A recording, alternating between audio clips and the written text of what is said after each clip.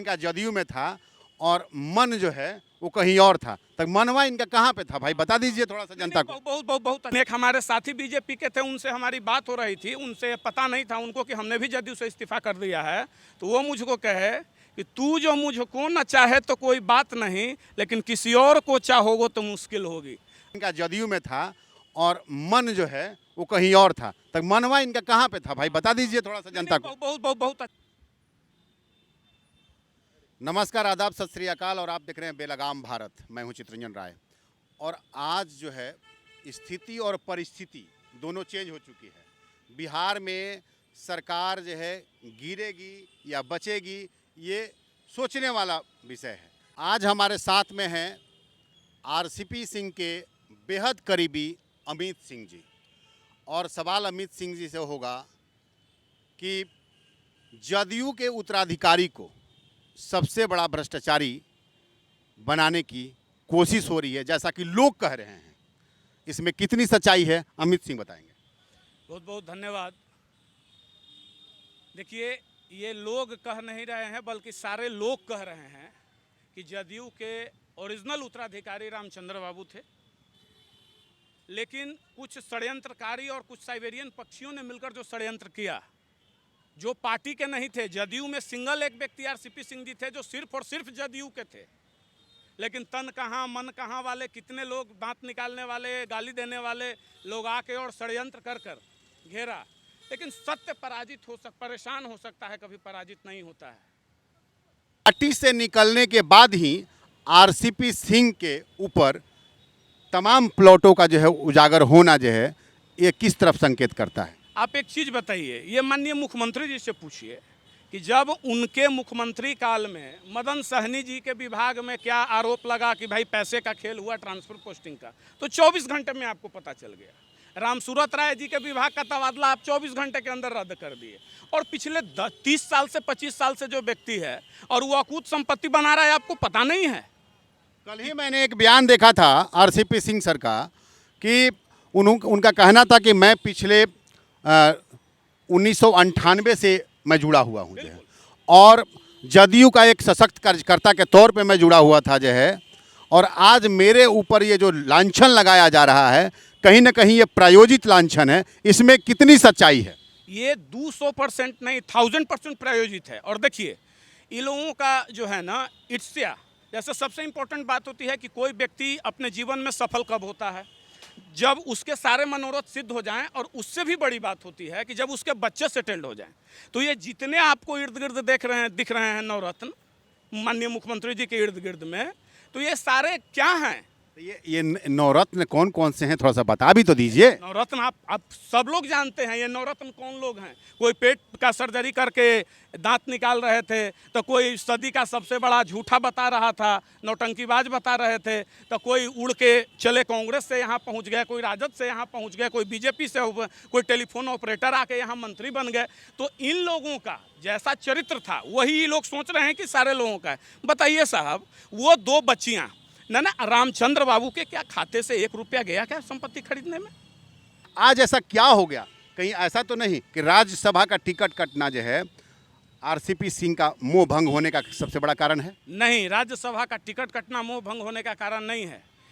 इन लोगों का RCP sir ने स्पष्ट कर दिया था कि आप अगर बिहार के जनमत को, जो जनता ने जनादेश दिया है, अगर उसका पुनः अपहरण करने का कोशिश कीजिएगा, अगर उसका पुनः बेइज्जत करने का उस जनादेश का कोशिश कीजिएगा, तो हम आपके साथ नहीं हैं। स्पष्ट तौर पे उन्होंने कहा। मतलब सूत्रों के हवाले से जो खबर अभी आ रही है कि बिहार में बहुत कुछ चल रहा है, बहुत कुछ चल रहा है, सरकार बदलने वाली है, तो क्या इसमें सच्चाई है? नहीं, इसमें ये लोग पूरा स्क्रिप्ट अपना कुर्ता बंडी धोती सिला कर तैयारी कर चुके थे, बोरिया बिस्तर बांध के, और अभी भी उस तैयारी में हैं। लेकिन एक हमारे साथी बीजेपी के थे, उनसे हमारी बात हो रही थी, उनसे पता नहीं था उनको कि हमने भी जदयू से इस्तीफा कर दिया है। तो वो मुझको कहे कि तू जो मुझको न चाहे तो कोई बात नहीं, लेकिन किसी और को चाहोगे तो मुश्किल होगी। अब तो हम बोले कि भैया हम तो जदयू में अभी हैं नहीं। पूरा अच्छा प्रश्न किए हैं। सबसे पहले तो हम जदयू के राष्ट्रीय अध्यक्ष जी के प्रति संवेदना व्यक्त करते हैं कि भाई उनके साथ तो विजय चौधरी ने खेला कर दिया। उनके प्रेस कॉन्फ्रेंस से पहले ही उनके पेट पे लात मार दी। उनका मंत्री बनने का जो कुर्ता बंडी सिलवा कर रखा हुआ था वो तो समाप्त हो गया। अब ये तन मन और धन का खेला वही जानते होंगे, हम लोग तो नहीं जानते हैं कि तन कहाँ मन कहाँ। अरे आज हम अगर आपके सामने हैं तो मेरा मन भी यही है, मेरा तन भी यही है, और अगर मेरे पॉकेट में 5 रुपया है तो मेरा धन भी यही है। अब वो लोग बताएं कि तन कहीं और, मन कहीं और धन कहीं और। चूंकि आप दूसरे को वैसा ही दिखते हैं जैसा कि आपके अंदर आप जो देखने की क्षमता होती है ना, वैसा ही आप दूसरे के बारे एक में। चीज और मैं बता रहा हूँ, बार बार जो है कहा जाता है जंगल राज की संज्ञा दी जाती है, बार बार यही हमारे मुख्यमंत्री है जंगल राज की संज्ञा देते हैं जो है। लेकिन कहा जा रहा है कि अब जंगल राज से मंगल राज की तरफ मूव कर रहे हैं। छोड़ दीजिए, सबसे पहले अच्छा भगवान सद्बुद्धि दे, प्रभु से कहेंगे कि ये चले जाएं, तब बिहार की जनता से कहेंगे कि पहले माननीय मुख्यमंत्री जी से पूछिए कि ये जंगल राज क्या मंगल राज हो गया? क्या ये जितने 9वां फेल, 10वां फेल, 8वां फेल, 7वां फेल करते थे वो सब पीएचडी कर गए? क्या लालू परिवार के ऊपर लगे सारे आरोप धुल गए? क्या जिस कारण से मुख्यमंत्री जी बैकआउट हुए थे सरकार से कि भाई पब्लिक पोर्टल में, पब्लिक के बीच में आके, पब्लिक डोमेन में आके अपनी बात रख दीजिए, क्या नीतीश कुमार जी ने या आदरणीय लालू जी ने या किसी ने रख दिया बात? एक पहलू। दूसरी पहलू, तेजस्वी यादव जी माननीय नेता प्रतिपक्ष से यह सवाल होगा कि वो आने से पूर्व इसका जवाब अवश्य तैयार कर लेंगे कि क्या सृजन घोटाला का आरोप नीतीश जी मुक्त हो गए, बालिका गृह हत्याकांड मामले से नीतीश जी मुक्त हो गए, तरह तरह का अपराध लिख और क्या सुशासन फेल, जितना आरोप लगाते थे क्या वो सारे धुल जाएंगे? अच्छा, अभी तक तो यही जाना जाता था कि बीजेपी जो है गंगा है और बाकी लोग आते हैं तो धुल जाते हैं। तो अब जो है हमको ये बता दीजिए कि अब इधर से जो है पलटी जो है उधर अगर हो रही है तो अब तो गंगा में स्नान होगा कि जमुना में होगा भैया? बीजेपी कोई गंगा नहीं है। आपको अभी क्या बोले कि जैसा चरित्र आपके अंदर होगा दुनिया आपको वैसी ही दिखेगी। कहा जाता है ना कि जिसकी जैसी नीयत तैसी, प्रभु मूरत देखी वैसी। तो ये लोग गंगा जमुना पुन दुनिया जहान करते रहते हैं कि नाली में जाएंगे कि नहर में जाएंगे, लेकिन बिहार की जनता जवाब देने का काम करेगी। जनादेश का बहुत अपमान हो गया और युवाओं को खंड खंड में विभक्त, युवाओं को लॉलीपॉप देते हैं। एक कहते हैं 10 लाख नौकरी देंगे ना तेजस्वी यादव, 10 लाख नौकरी। और एक आश्चर्य की बात, एक खबर जो मार्केट में तैर रही है, कितनी सच्चाई मैं नहीं कह सकता, कि वो अपनी पत्नी को रिचेल को बनाने जा रहे हैं। अच्छा, ये एक बहुत बड़ा खुलासा कर रहे हैं अमित सिंह जी, जो है जो भी सूत्र हो जाए मुझे नहीं अभी तक पता है, लेकिन बहुत बड़ा खुलासा कर रहे हैं कि मतलब जहां तक पेच जो है, जो सूत्र बता रहे हैं कि पेच उप मुख्यमंत्री पे अटका हुआ है, तो उप मुख्यमंत्री का पद उनको जा रहा है या कोई मंत्री का पद जा रहा है? नहीं, अभी जो मार्केट में खबर तैर रहा है और टीवी चैनलों के माध्यम से जो देखे हैं, तो और जो खबर आ रहा है कि उसमें उप मुख्यमंत्री 2 होंगे, इधर से एक उपेंद्र कुशवाहा, उधर से रिचेल यादव होंगी। रिचेल यादव, वो अब यादव हो गई। अच्छा। तो इसके पीछे का कारण क्या है? सबसे पहले तो नेता प्रतिपक्ष अपने परिवार के अंदर लोकतंत्र की हत्या कर रहे हैं। अगर आप दागी हैं तो तेज प्रताप को बनवा दो ना भाई। तेज प्रताप क्यों नहीं? क्या वो लालू जी के संतान नहीं हैं? क्यों नहीं बनवाते हो उनको उप मुख्यमंत्री? नहीं, ये हमको ये नहीं समझ में आता है। जितने भी आप लोग जो शासन सत्ता में बैठे हुए लोग हैं, वो बार बार तेजस्वी जी को नकार के तेज प्रताप जी पर क्यों जोड़ देते हैं भैया आप लोग? देखिए भैया, एक बात स्पष्ट बता दें कि भले तेज प्रताप जी कभी कभी 2 मिनट के लिए बुला लेते हैं किसी को, लेकिन वो व्यक्ति छली नहीं है, प्रपंची नहीं है, जो कहता है ठोक के कहता है, बात करता है मुंह पे करता है। तो क्यों नहीं? अरे लालू के वो संतान नहीं है क्या? क्या बात है? क्या कौन सी ऐसी जरूरत आन पड़ी? अच्छा, एक और सवाल है जो है, सवाल थोड़ा सा कड़वा है, हो सकता है कि उसमें आपको थोड़ा सा जो है मतलब कड़वा लगे, लेकिन ये सवाल पूछना इसलिए जायज़ है क्योंकि हम बिहार वासियों के लिए काम करते हैं, भारतवासियों के लिए काम करते हैं, और ये भारतवासियों का सवाल है। कहीं कहीं इस पूरे प्रकरण में जो है मतलब आरसीपी सिंह का मंत्री नहीं बनाया जाना जो है, यही कारण तो नहीं है कि उन्होंने छोड़ दिया जाए? नहीं, बिल्कुल नहीं। मैं बार बार कह रहा हूँ ना कि रामचंद्र बाबू को अगर पार्टी छोड़नी होती तो अगर ये मंत्री या राज्यसभा का टिकट और ये सब कोई स्तर रहा होता तो वो जिस समय नहीं मिला था उसी समय वो त्याग कर दिया होता। वर्तमान अध्यक्ष जी ऐसा आरोप क्यों लगा रहे हैं? ऐसा आरोप लगा रहे हैं कि जिस समय ये मंत्री बने थे उन्होंने पार्टी के साथ में और नीतीश कुमार के साथ में जो माननीय मुख्यमंत्री हमारे हैं उनके साथ जो इनकी मंत्रणा नहीं हुई थी, जो इन्होंने अपने मन से जो है वहाँ पे मंत्री बनने का कार्य किया, जो कि आज भी कह रही है, जदयू कह रही है कि आज के तारीख में भी जो है केंद्र में हम मंत्रालय में शामिल नहीं होंगे जो है, और उसी वक्तव्य पे कायम है। उस वक्तव्य को तोड़ने की कोशिश जो है आरसीपी सिंह ने की है, इसमें कितनी सच्चाई है अमित सिंह? बहुत अच्छा सवाल आपने किया है, ये कड़वा नहीं है। बिहार और देश की जनता को यह जानने का हक है कि रामचंद्र बाबू, इसके पीछे का 1 मिनट का स्क्रिप्ट आपको बता देते हैं शॉर्ट में, कि रामचंद्र बाबू को ललन बाबू ने जाकर पहले कहा कि साहब केंद्रीय मंत्रिमंडल का विस्तार होने वाला है, आप साहब से बात कीजिए। अमित शाह जी मुख्यमंत्री जी को फ़ोन किए थे और बोले 2 नाम हमको दीजिए। मुख्यमंत्री जी वहीं चूक गए।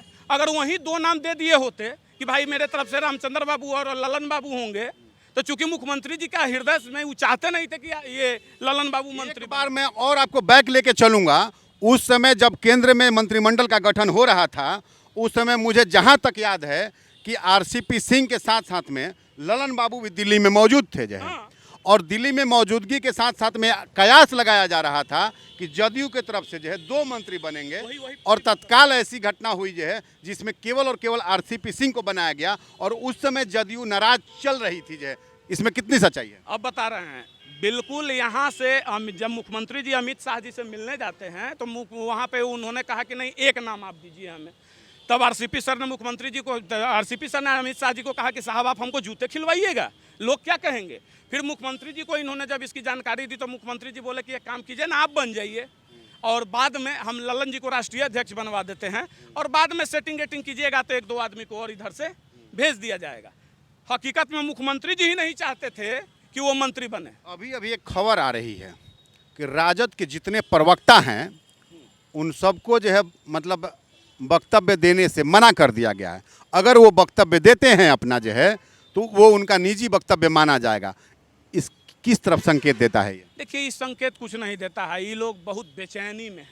एक बेचैन भारत गांव देहात में कहल जाला नु, ये लोग बेचैन है और उनका आंतरिक मामला है। इस पे हम क्या बोल सकते हैं? वो प्रवक्ता बनाते रहे, हटाते रहे, जोड़ते रहे। 2 दिन पहले प्रतिरोध मार्च, 2 दिन पहले प्रतिरोध मार्च, और 2 दिन बाद की घटना जो है, या एक ही दिन बाद की घटना जो है, कहीं ना कहीं कयास लगा जा रहा है कि सरकार में आने की उम्मीद। ये दोनों के साथ क्या तात्पर्य है? वो कोई ये नहीं है। लगाने वाले को कयास लगाने दीजिए, जाने वाले को जाने दीजिए। कोई 4 पैर के जानवर को बांध कर रख सकता है, 2 पैर के जानवर, 2 पैर का इंसान है ना जी, आप बांध कर नहीं रख सकते हैं।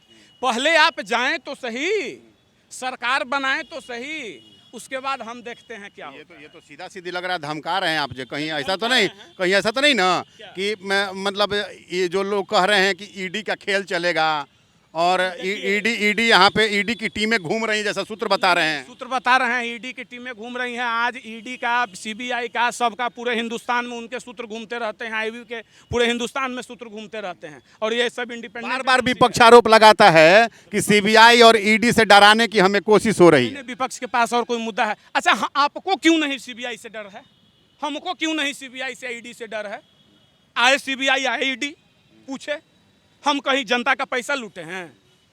अरे जब विशेष खाना से फालतू खा लीजिएगा तो अनपच होने का डर रहेगा, तब डाइजिन टैबलेट एक पॉकेट में, यूनो एक पैकेट में लेकर घूमते रहते हैं ना।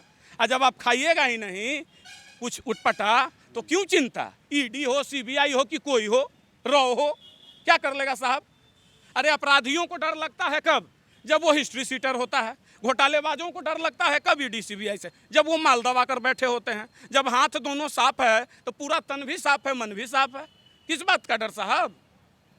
तो मतलब सीधा सा है कि अब जंगल राज मंगल राज की तरफ जा रहा है। ये एक लाइन में और पुनः दोहरा देते हैं कि जंगल राज मंगल राज की तरफ जा रहा है। आपकी बात 100% सही है। या तो ये तेजस्वी जी के साथ जाकर मुख्यमंत्री सरकार बना लें, तो उस परिस्थिति में भी बिहार में मंगल राज की स्थापना होगी, ये सरकार नहीं चलेगी। और बीजेपी के साथ चल रहे हैं तो ये मंगल राज तो चल ही रहा है। मतलब किसी भी एंड पे एन केन प्रकारेण जी। आप लोग मतलब जो ईडी का और सीबीआई का डर दिखा करके और आप लोग मतलब या तो सत्ता में बने रहने नहीं रहने देंगे और नहीं तो बिहार की जनता के जो जनादेश दी थी जो है उस जनादेश को जो है कोई जंगल राज से मंगल राज की तरफ ले जाएगा और आप कह रहे हैं कि नहीं वो मंगल राज हमारे पास ही है। बिल्कुल सही कहा आपने। ना ईडी, ना सीबीआई, ना कोई एजेंसी बिहार की जनता का जनादेश का अपहरण नहीं होने देंगे। बिहार के जनता के मान सम्मान स्वाभिमान के साथ खिलवाड़ नहीं होने देंगे। क्यों हम प्रतिनिधित्व करते हैं, क्यों वो हमें अपना जनादेश देती है, वोट देती है। कहेंगे कि देख लीजिए ये क्या हो रहा है, और आपको बिहार की जनता के लिए ही ना हम मरते हैं।